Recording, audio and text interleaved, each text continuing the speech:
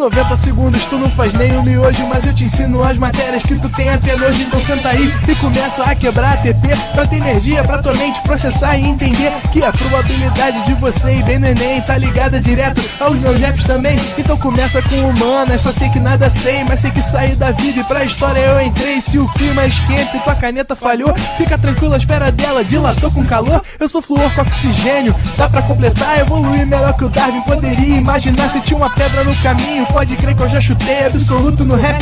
Eu nasci pra ser rei, crio uma sociedade aos modelos de Durkheim. O mecanismo dela própria é que diz pra onde vai minha inspiração. Thomas Edison dizia, é 1% e o restante o trabalho que fazia. Então senta o rabo aí que eu vou te ensinar. Sometimes rap is the best way to learn, rapá. Eu não compreendo, pero lo puedo hacer. É só estudar e ouvir as dicas que eu dou pra você. Confere suas respostas e faz tudo com calma. Manda bem na redação, faz no fundo da alma. Esse é o tópico frasal, ainda tem argumentação. E a resposta pra você eu deixei na conclusão. Se tá nervoso, se acalma pra mandar bem. E se liga nos vídeos que eu te preparo pro Enem.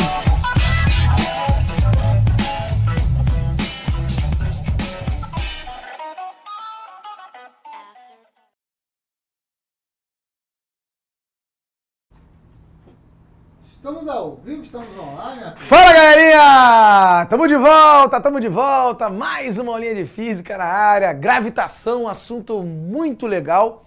Pouco cobrado, tá? Pouco cobrado, mas aparece. Inclusive tem questões recentes, né? Eventualmente aparece uma questão ou outra de gravitação, sempre de maneira mais teórica. Então hoje é uma aula mais tranquila. Uma aula, na verdade, para você desfrutar. Então, para você saborear a física, tá? Porque essa aula é uma aula que tem até um contexto histórico por trás, então é bem legal, é uma aula muito maneira, tá? E a galera tá aí, a galera tá animada, eu vi o fotossíntese aí, a fotossíntese falando, pô, melhor aula tal, melhor hora do dia, né? Aula de física, então deve curtir física, também o nome fotossíntese deve ser um cara da ciência, né? Tem mais uma galera aí presente que tá curtindo, e é isso, olha lá. Grande Osmar tá aí, meu mano, o Diel, Fábio Chaves, grande Fábio, vascaíno, sofredor igual a mim. A Ana, Ivonete, tem também a galera da plataforma, né? A Maria Fernanda, a Luana Monteiro, quem é ali em cima? Luander? Luander, olha lá, o grande segurança do desembargador. É isso aí. Então, ó, tá a galera toda presente aí, obrigado, tá, pela participação aí de vocês, obrigado aí pela presença, é sempre um prazer. E hoje vamos falar um pouquinho sobre essa gravitação aí, né? Vamos desbravar um pouquinho esse assunto, que é um assunto bem legal, cara. Eu confesso que gosto bastante, né? Bom, eu sou suspeito pra falar, né? Eu gosto, na verdade, de todos os assuntos, mas gravitação, pelo fato de ter um contexto histórico, né? De contar um pouquinho sobre a história do Newton e tudo mais, é bem legal, né? A gente acaba tendo uma aula bem interessante, né? Não é uma aula muito matemática, afinal de contas no Enem a gente não vai cobrar isso, né? O Enem não vai cobrar um cálculo muito rebuscado de você encontrar velocidade orbital e essas coisas, entendeu? Então, dá pra gente poder abordar de uma maneira mais tranquila, tá? Bom, o que a gente vai fazer aqui? A gente vai começar primeiro falando um pouquinho sobre alguns nomes que foram importantes, né? Obviamente a gente acaba sempre cometendo algumas injustiças, né? Porque foram diversos os nomes, diversos os cientistas que de alguma maneira contribuíram para que a gente pudesse conhecer o funcionamento do sistema solar, para que a gente pudesse entender, né, como é que é a posição do planeta Terra no universo, no sistema solar, no Sol, a relação entre ele, o Sol e a Lua, e, enfim, os planetas e tudo isso, né? Tudo isso que é um assunto que você deve concordar comigo, que é bastante interessante, né? Inclusive isso está em alta, não sei, mas, né, ainda mais agora com essa ascensão aí dos terraplanistas e tudo mais, são discussões que a gente até enxerga aí nas redes sociais, né? Alguns divulgadores da ciência que tentam mostrar isso de maneira até muito lúdica, né, para a população. Tem o cara que está muito em alta agora aí, que ele se juntou com a galera do bodybuilder, o Sérgio Sacani. Sabe quem é? Um gordinho, né? Um gordinho careca. Assim, né? Tem um cara até que imita ele, que é engraçado pra caramba. Esse cara é sinistro, cara, né? E ele é um excelente divulgador, então vira e mexe ele tá falando, né, sobre o sistema solar, sobre as sondas espaciais, né, o que a NASA tá fazendo. E, cara, é isso, né? Gravitação, obviamente, a gente não vai chegar nesse ponto agora, atual, né? Mas a gente vai falar um pouquinho do contexto histórico, né? Dos primórdios ali, quando a gente começou a entender como é que o sistema solar funcionava, né? As primeiras descobertas, né, que a gente teve, certo? E claro, hoje o Sérgio, né, o Serjão dos foguetes, tá aí falando, né, e divulgando isso, porque em algum momento, né, há muitos e muitos anos atrás, algumas pessoas olharam para o céu e se perguntaram, cara, por que tá rolando isso? O que é aquilo dali, né? O que é aquele pontinho luminoso ali, enfim, certo? Então foram diversos os nomes importantes. A gente pode começar aí, por exemplo, com um dos nomes muito importantes que eu vou destacar aqui, que é Ptolomeu, né? Ptolomeu foi um cara que começou aí a tentar desenhar alguns esquemas, né, de como que o sistema solar funcionava. Obviamente, ele achava que a Terra estava no centro, né? Ptolomeu defendia o geocentrismo, né?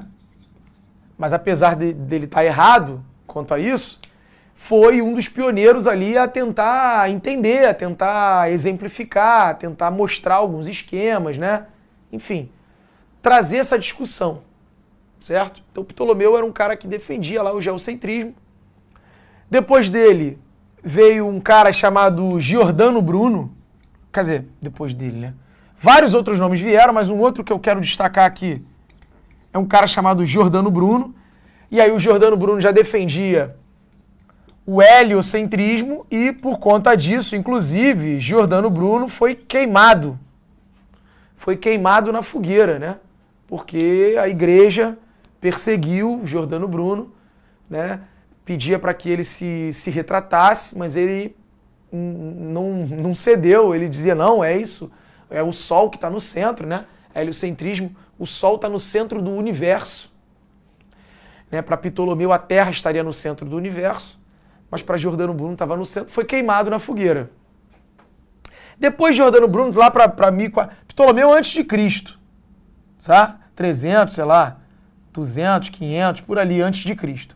Giordano Bruno, 1400, por aí, já um bom pedaço aí que a gente andou. Depois veio Copérnico, que é um pouco depois de Giordano Bruno. E aí Copérnico também defendia o heliocentrismo, tá? Também achava que o Sol estaria no centro do universo, tá? Copérnico já é um pouquinho depois de Giordano Bruno, 1500, ali 1400 e muito, 1500 e pouco. E logo depois vem Galileu, também 1500 ali, 1600 no início, 1500 e muito. Galileu. E aí Galileu, inclusive, também foi, né, sofreu retaliações, ficou preso em casa, né, recluso, né, sofreu uma prisão domiciliar. Na verdade, alguns historiadores da ciência defendem que ele mesmo ficou recluso, outros dizem que, na verdade, a igreja impôs uma prisão domiciliar a ele. Ele era um cara religioso, então ele ficava entre a cruz e a espada ali, ele ficava meio, né, se sentindo culpado. Mas ele defendia o heliocentrismo, mas olha só, ele já deu um passo a mais do que Copérnico. Porque Copérnico defendia que o Sol estava no centro de tudo. E Galileu começou a perceber que o Sol poderia não estar no centro de tudo. Porque não era tudo que orbitava o Sol. O Galileu, por exemplo, com a luneta dele, né, que ele construiu, ele conseguiu observar as luas de Júpiter. Olha só, Galileu observou as luas de Júpiter. Então, Galileu, por exemplo, percebeu que existiam coisas que não orbitavam o Sol, orbitavam outras coisas. Por exemplo, as luas de Júpiter, que orbitavam Júpiter. Né? Galileu observou os eclipses, né? E aí o eclipse foi ele que interpretou que o eclipse lunar, na verdade, era a sombra da Terra, que estava ficando projetada na Lua. Então Galileu foi um cara que começou a dar alguns passos. E aí ele defendia esse heliocentrismo também, só que não necessariamente o Sol no centro de todo o universo. Mas ele defendia que a Terra orbitava o Sol. Perfeito? E aí, cara, depois de Galileu, olha aí quantos nomes importantes, né? E vários outros que a gente não citou. Lembrando também que a gente aqui, né, diretor, a gente acaba aqui falando de uma física europeia, né? Porque é o que a gente tem de registro. Mas assim, quantos outros cientistas do Oriente, da Índia, né? Quantos outros cientistas que não se popularizaram e a gente não tem nem registros disso. Mas quantos outros, né, falaram sobre, né, talvez muitas dessas teorias tenham sido faladas pela primeira vez por cientistas desse outro lado, né, do Oriente e tal, mas a gente não tem esse registro, a gente acaba cometendo aí talvez esse grave erro, né, mas a gente, né, defende aqui ou apresenta aqui o que está documentado, que é uma física europeia, né? Bom, e aí, depois de Galileu, cara, chegou um cara, e aí esse cara vai ser um cara importante, que é o Kepler. Johannes Kepler. E aí o Kepler já é um cara que a gente vai começar a estudar as leis dele. Aí o Kepler já contribuiu um pouco mais, né? E essa contribuição a gente já vai começar a desmembrar um pouco mais, a estudar com mais detalhes, tá? O Kepler é contemporâneo de Galileu, um pouco depois ali, né? Antes de Newton ainda, né? O Kepler é antes de Newton. Acho que conviveu ali, de repente deve ter vivido na mesma época ali um pouco, né? Que Newton, de repente no final da vida dele, o início de Newton, mas ele está ali mais ou menos entre Galileu e Newton. E o Kepler é um cara que era um matemático muito bom, né? E ele se juntou com outro astrônomo na época que se chamava Tycho Brahe. Tycho Brahe era um astrônomo que tinha umas qualidades bastante notórias, assim. Ele era um astrônomo bastante rústico. Ele tinha aparatos de medida, né, bastante rústicos, mas ele conseguia ter várias medidas, do tipo tempo da órbita da Lua, coisas do tipo assim que ele conseguia observar, né? E o Kepler queria muito ter acesso a esses dados. Então parecia um casal perfeito ali, parecia uma dupla perfeita, né? Parecia ali um Bebeto e Romário, porque o Kepler era um cara um bom matemático e o Tycho Brahe era um bom astrônomo que tinha dados. Então, com os dados de Tycho Brahe, com a matemática de Kepler, talvez pudesse se encontrar alguma coisa, descobrir alguma coisa, né? A gente pudesse representar alguma coisa. E aí, eles de fato começaram a trabalhar junto. Kepler pediu para trabalhar com Tycho Brahe, passou a ser um discípulo de Tycho Brahe. E olha só que babado, hein? Olha só que história. O Kepler pediu para trabalhar com o Tycho Brahe, pá. Aí eles começaram a escrever uns artigos para poder publicar. Só que o Kepler, ele era um cara muito vaidoso. E ele queria que o artigo fosse dele, né? E como ele estava trabalhando com o Tycho Brahe, ele era meio que um discípulo do Tycho Brahe, se saíssem esses artigos, o nome principal do Tycho Brahe. O Kepler é tipo o coadjuvante, né? Não era o principal. Tipo quando, apesar dele ter feito muita coisa, talvez, né, a gente não vai aqui discutir quem era o principal, quem fez mais. Mas o Kepler, por ser um matemático e tudo mais, ele queria ter esse nome. Tipo aquela temporada do Neymar, né, lá no Barcelona, na sombra do Messi. O Neymar podia jogar o que fosse, mas ele ia estar sempre na sombra do Messi, porque o Messi era o Messi. Era tipo isso pro Kepler. Só que aí, sabe o que ele fez, o Kepler? Olha, quer dizer, ele fez não, né? A gente não sabe. Mas aí, olha só que loucura. Numa bela manhã, chegaram lá no escritório, lá na casa lá do Tycho Brahe. O que aconteceu? Amanheceu morto. Tycho Brahe, envenenado. Tycho Brahe foi envenenado e ninguém soube quem foi, cara. E reza a lenda aí, as más línguas, né? As más línguas nas vielas da ciência, a boca miúda da ciência, acusa Kepler. Kepler como sendo o principal suspeito aí, né?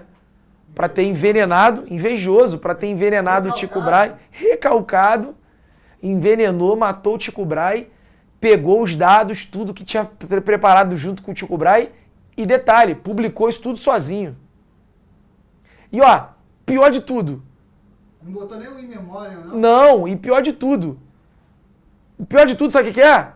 É que pior que ele deu certo, né? Ele venceu, porque assim, hoje a gente está estudando quem? As leis de Kepler, a gente não está estudando as leis de Tycho Brahe. Então pior que, né, esse cara ainda conseguiu. Ele conseguiu o que ele queria. Né? E vamos lá, mas o que seriam essas leis de Kepler? Cara, são simples até. A primeira lei de Kepler, quer dizer, simples pra gente agora, né? Na época isso aqui foi um grande avanço. Mas a primeira lei de Kepler é conhecida como a lei das órbitas. Tá? E o que seria a lei das órbitas? Ele diz que todo planeta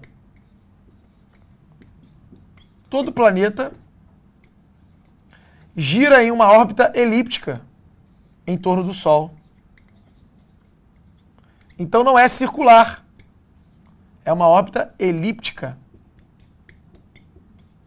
em torno do Sol. E olha que curioso. Cara, isso aqui foi difícil pra galera aceitar. Porque tinha muita influência divina ainda, né? Então o mundo supralunar, que eles chamavam, era um mundo divino, um mundo perfeito. Então tudo orbitava em movimentos circulares, porque o círculo é uma figura perfeita, né?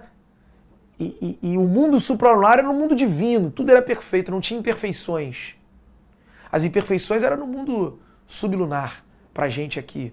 Mas o mundo supralunar, o mundo divino, não tinha imperfeições. Então tudo era circular, tudo era perfeito.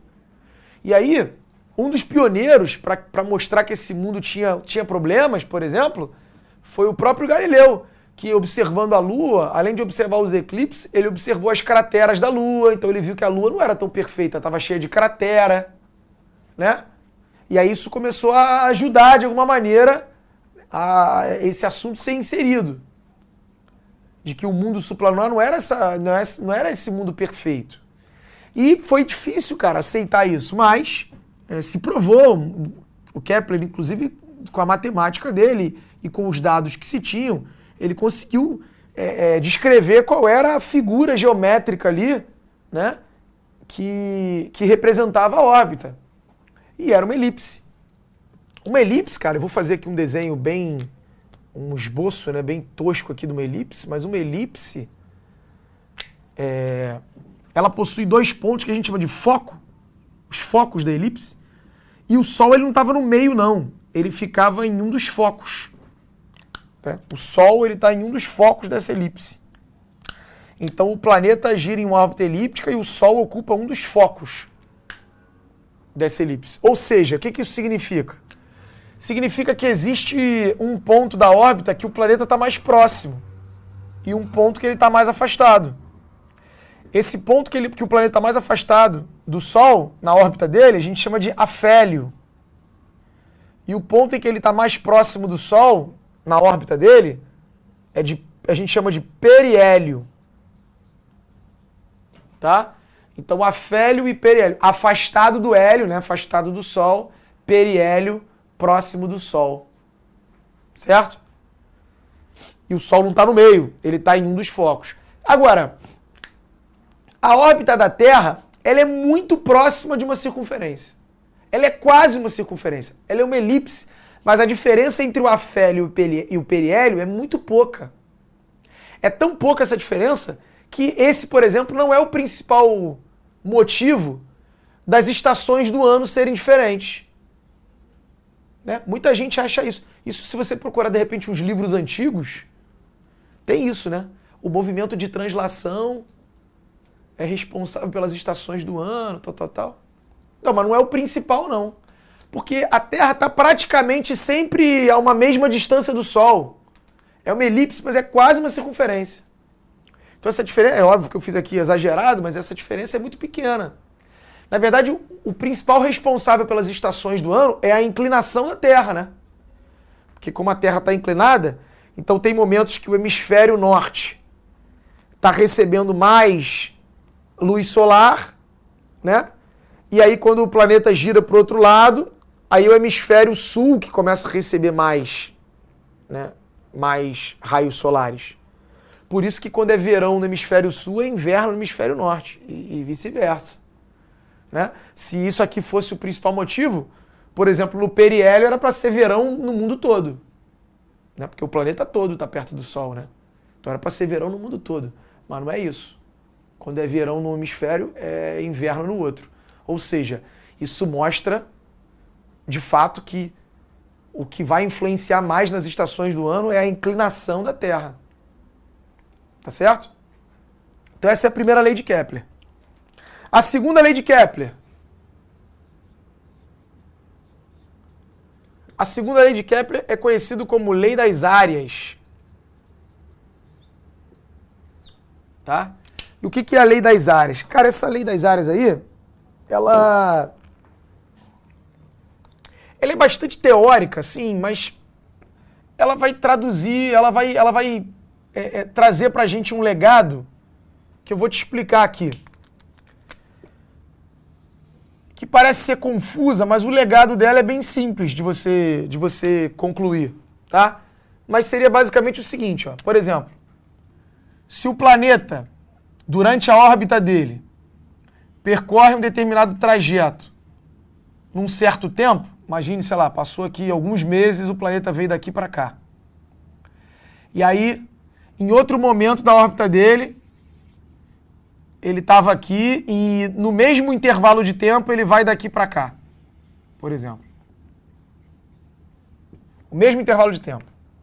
O que a segunda lei de Kepler, a lei das áreas, diz é que o segmento que une o planeta ao Sol, olha lá, o segmento imaginário que uniria o planeta ao Sol, varre áreas iguais em tempos iguais. Então, assim, essa área aqui, ó, essa área que esse segmento varre durante esse ΔT aqui, né, durante a órbita do planeta, durante esse intervalo de tempo na órbita aqui, ó, que ele veio daqui para cá, você tem essa área aqui, varrida. Ela tem que ser igual a essa área aqui, ó. Claro, né? Se o tempo for o mesmo. Vamos supor, em 3 meses, 4 meses, o planeta veio daqui para cá. Em 4 meses ele foi daqui para cá, então essa área que ele varre, né, durante esses 4 meses aqui, tem que ser igual à área que ele varre durante 4 meses aqui em qualquer outro lugar. Se você pegar 4 meses, a área que ele varre tem que ser a mesma. Aí você fala, tá, e aí? O que eu ganho com isso? Cara, na verdade você conclui o seguinte, ó. Por exemplo, quando o planeta está mais próximo do Sol, pensa só, essa distância aqui é menor. Muito menor do que essa. Certo? Então, para essa área ser igual a essa, já que aqui esse segmento é mais curto, o planeta tem que percorrer um caminho maior, né? Pensa, se você aproximasse isso aqui para um triângulo. É como se eu estivesse falando o seguinte, pô. Se a altura do triângulo é menor, a base dele tem que ser maior. Porque o outro triângulo, né? Entre aspas, se ele tem uma altura maior, ele tem que ter uma base menor. Para na hora que você calcular as áreas serem iguais. Né? Em outras palavras, o que eu estou querendo dizer?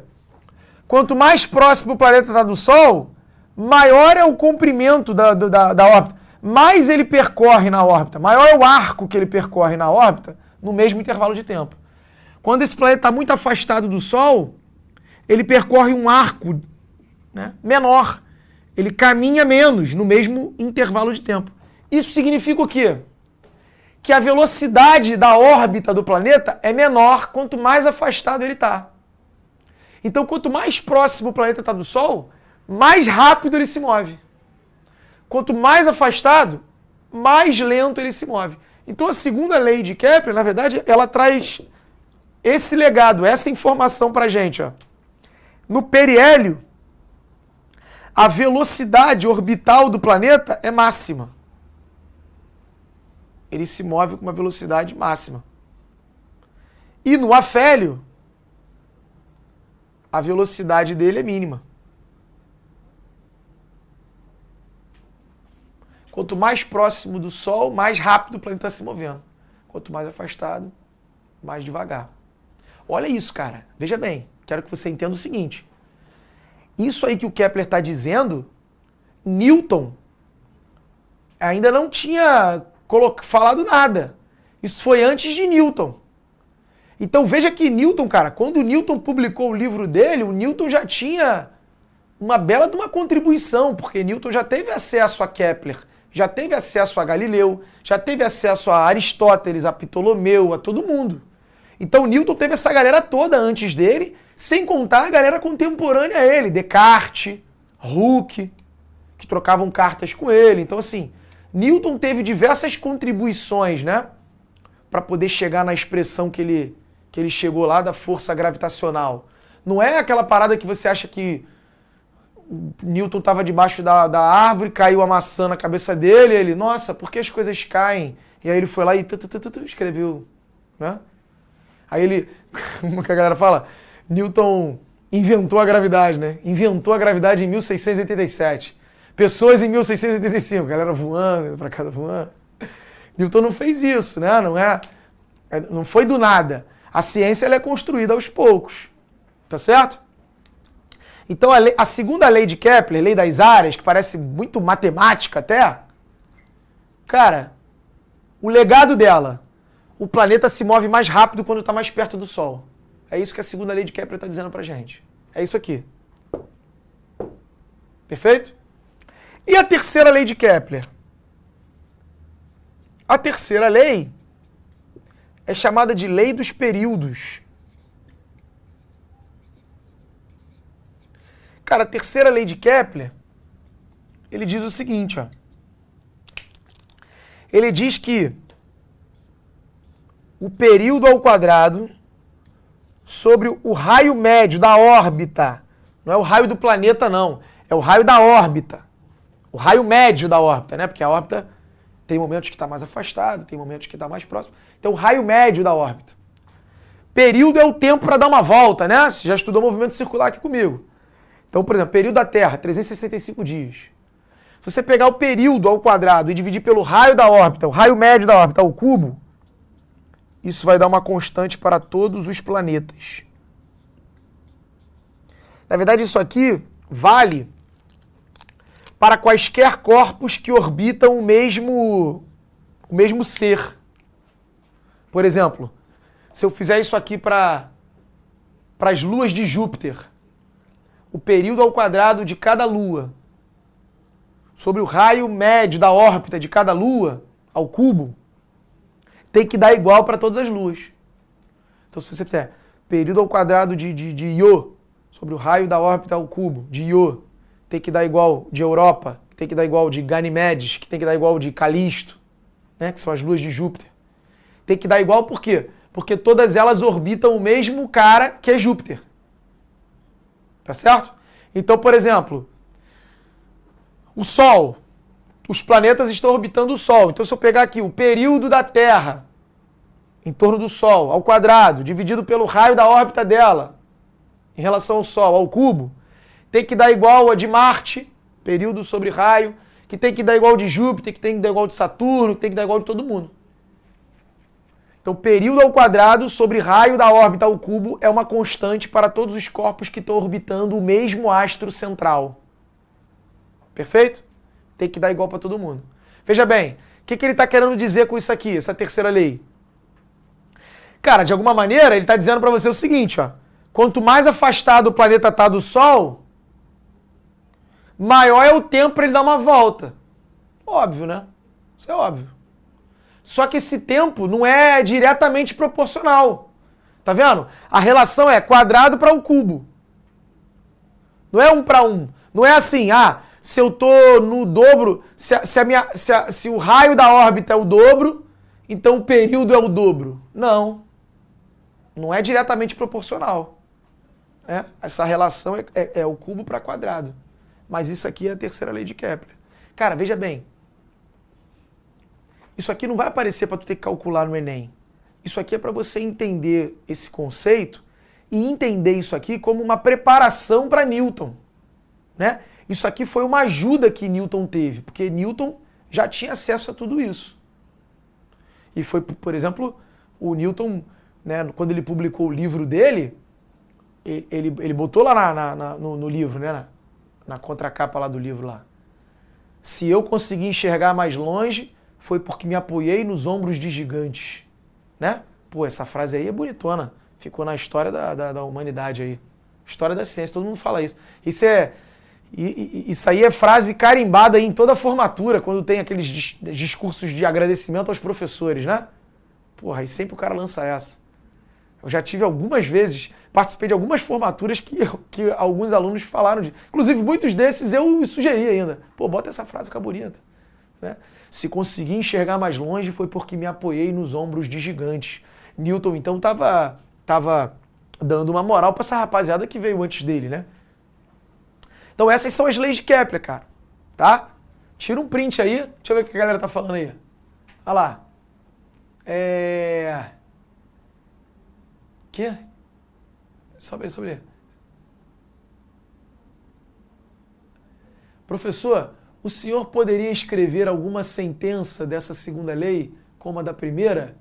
Quem que escreveu? Quem que pediu? Josielen.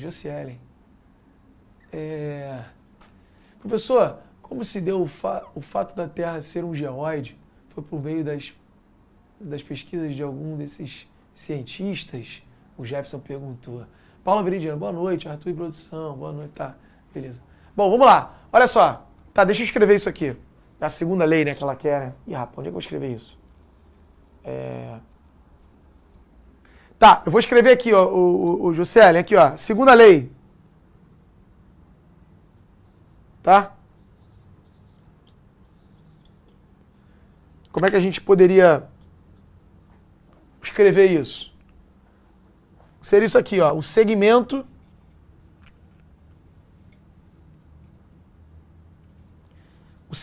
que une o planeta ao Sol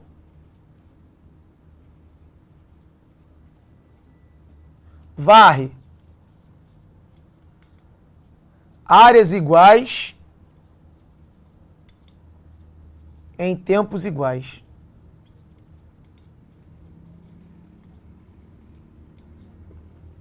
Show?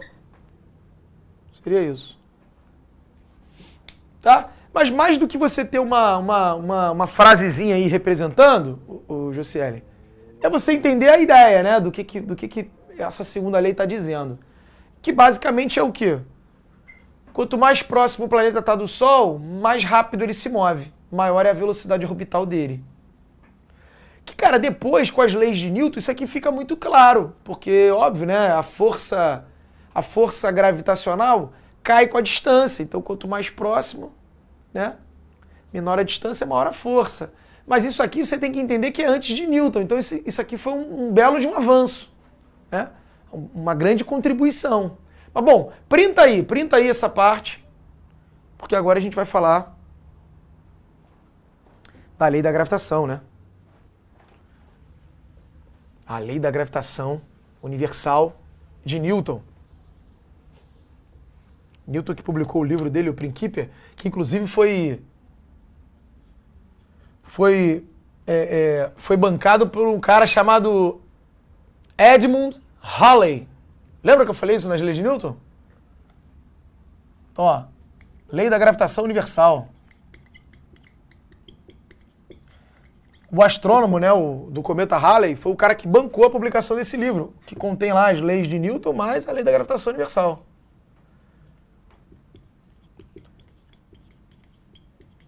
E o que diz a lei da gravitação universal? Ela diz que dois corpos, pelo simples fato de terem massa,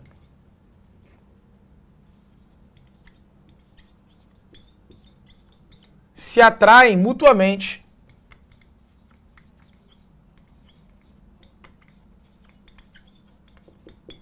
Ou seja, olha lá, a força gravitacional entre massas é dada por isso aqui, ó. Uma constante, massa 1, massa 2, distância entre elas ao quadrado. Então eu tenho aqui, ó, uma massa 1, uma massa 2. Elas estão separadas aqui por uma distância. Os centros delas, né? Os centros das duas massas estão separados por uma distância d. O que vai acontecer? Uma vai aplicar força na outra. A mesma força, né? Elas se atraem mutuamente. E essa força é calculada por isso aqui. Né? Essa aqui é a força de atração gravitacional entre massas. Esse G é uma constante, cara. É um número que você não precisa decorar isso. Ele é aproximadamente 6,7, 6,67. Tá? Vezes 10 elevado a menos 11. É um número que você não precisa decorar, não. Se você precisasse disso, ele ia te dar. Mas, cara, ele não vai pedir para tu calcular nada disso. Ele vai pedir para você analisar essa fórmula, né, como já caiu no Enem algumas vezes, para você analisar as relações, né? A força, por exemplo, cai com o quadrado da distância. A força é proporcional às massas, mas é inversamente proporcional à distância ao quadrado. Então, isso é importante você se ligar. Mas para você fazer conta mesmo no Enem, dificilmente isso vai aparecer. Por exemplo, ó, diretor, lança na tela aí uma questão. A primeira. Olha lá o que ele diz na primeira. Olha lá. A lei da gravitação universal de Newton é representada por isso aqui. Tá? Onde M1 e 2 são as massas, D a distância. Ele explica tudo. O esquema representa trajetórias circulares de 5 satélites, de mesma massa, orbitando a Terra. Cara, se essas trajetórias são circulares, significa que os satélites estão sempre a uma mesma distância da Terra. É circular, a Terra está no meio. Então a distância entre os centros é sempre igual. Quer dizer, para o E, né? Para o satélite D, que está um pouco mais afastado, essa distância é um pouco maior. Mas a distância entre D e a Terra nunca muda. A distância entre E e a Terra nunca muda. A distância entre A e a Terra nunca muda. Certo? As massas do satélite e da Terra também não muda. Então a força que a Terra está fazendo em cada satélite é sempre a mesma. Claro que vai ser diferente a força que o satélite E sofre em relação aos outros, ao A, ao B, ao D. Por quê? Porque o E está mais próximo, né? Então, ó, vem para cá. Obviamente, o que tiver mais próximo, o satélite que estiver mais próximo, tiver menor distância, é o que vai sofrer mais força. Porque quanto mais afastado, menor vai ficar essa força. Quanto mais próximo, mais força. Né? Só que se você pensar na força que o E sofre, ela nunca muda, porque a massa do satélite e a massa da Terra não muda. Né? Imagina, a força que a Terra faz no satélite. A massa dos dois não muda. A distância não muda, porque é uma trajetória circular. Então a distância é sempre a mesma. A constante não muda. O próprio nome já diz, é uma constante. Então a força, por exemplo, que a Terra faz no satélite E, é sempre a mesma. Só que ela é maior do que a força que ela faz no satélite D. Volta lá. Porque o D já está um pouco mais afastado. E aí essa força é maior do que a que ele faz no satélite C. Então, assim, o satélite que sofre a menor força aqui é o satélite A, porque é o que está mais afastado. E o que sofre a maior força é o D, é o E, perdão, que é o que está mais próximo. Certo? Aí ele pede para você marcar, ó. Qual é o gráfico que representa a força gravitacional que a Terra faz nos satélites com o passar do tempo? Ó, força pelo tempo. Cara, como eu te falei, né? O satélite está aqui, depois ele está aqui, depois ele está aqui, depois ele está aqui, depois ele está aqui. Mas se você calcular a força que ele sofre, vai dar sempre o mesmo valor, pô. Porque a distância que ele está do centro da Terra é sempre a mesma. É circular. As massas são sempre a mesma. Então essa força, ó, ela não aumenta com o passar do tempo, nem diminui. Então, por exemplo, você já descartaria esses 3 gráficos aqui, ó. Esses gráficos aí estão dizendo que a força está aumentando, ó. A força em E está aumentando com o passar do tempo. Olha lá. As forças estão aumentando. O tempo está passando e essa força que a Terra faz está ficando maior. Não, a força é sempre a mesma. A distância é a mesma. Então a força tem que ser constante, ó. Olha lá. O tempo está passando e a força é constante. Ela nem aumenta nem diminui. Ela se mantém. O valor da força se mantém. Agora, só cabe a você marcar aqui quem é que está sofrendo mais força. Olha lá, é o A que está sofrendo a maior força? Ou é o E que está sofrendo a maior força? É o E, né? Porque o E é o satélite que está mais perto. Então ele é que sofre maior força. E o A é o que está mais longe, ó. É o que sofre menor força. Mas essa força é sempre a mesma. Porque as distâncias entre os satélites e a Terra não mudam, as massas não mudam. Então essa força gravitacional é sempre a mesma. Tá aí, ó. É isso assim que vai cair no Enem, ó. Se cair, né? Se aparecer no Enem, é assim. É para você analisar essa lei da gravitação universal de Newton de maneira qualitativa, não quantitativa. Ele não vai dar valores de massa para tu jogar lá e calcular, entendeu? Se der, também joga na fórmula, mas dificilmente ele vai fazer isso. Ele vai pedir para você analisar qualitativamente. Show de bola? A galera tá marcando ali, ó. Letra B, letra B, letra B, letra B, letra B. Show de bola. Então é isso, diretor. Curtiu? Maneiro, Gostei, gostei também. Então tá. Rapaziada, volta lá para tirar um print final, né? Print final ali da lei da gravitação. Show de bola. E é isso. Como eu falei para vocês, pessoal, é um assunto que não aparece tanto, tá? É um assunto que eventualmente aparece, né? Mas quando aparece, aparece de uma maneira mais teórica. Então, assim, eu sugiro que você pratique um pouco, faça aí as questões do material, mas não precisa ficar muito em cima desse assunto, que é um assunto que, né, não costuma aparecer tanto assim, tá? E quando aparece não é nada muito rebuscado e tal. Então entender os conceitos, tá bom, é o suficiente. Pratica um pouquinho, é o suficiente para você partir para o próximo assunto. Tá legal? Ó, não vai embora hoje não, tá? Daqui a pouco tem aula de Física 2, associação de resistores. Cara, esse sim, esse assunto cai pra caramba, a gente precisa estudar legal isso, porque isso é muito importante. Então daqui a pouco eu tô de volta. Valeu? Beber uma água rapidinho, daqui a pouco eu tô aí. Beijão, valeu. Assista nossas aulas a hora que você quiser. Vem com o Pro, o cursinho online que mais aprova no Enem. Assine em proenem.com.br.